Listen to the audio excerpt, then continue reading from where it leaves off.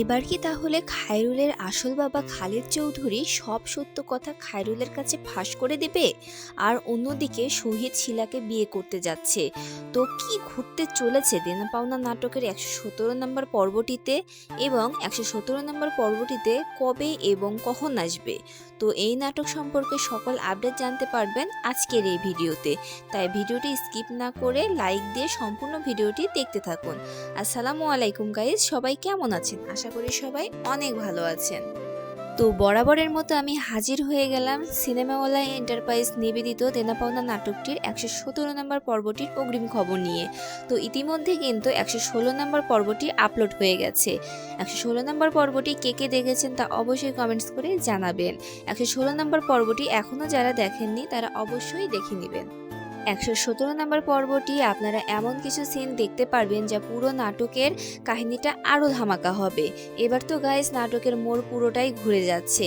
তো আপনারা দেনাপাওনা নাটকের ১১৭ নম্বর পর্বটিতে দেখতে পারবেন যে খায়রুলের জন্মদাতা বাবা রয়েছে খালেদ চৌধুরী। সে কিন্তু খায়রুলকে সত্য কথা বলার জন্য আবারও খায়রুলের বাড়িতে আসবে।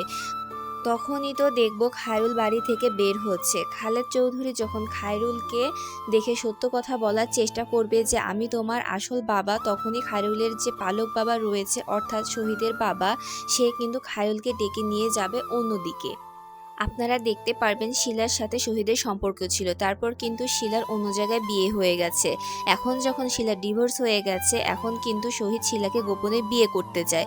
সো আগামী পর্বটা আপলোড দিলে আপনারা দেখতে পারবেন এবং আরও ধামাকা ধামাকা সিনগুলো আপনারা দেখতে পারবেন দেনা পাওনা নাটকের ১১৭ নম্বর পর্বটিতে।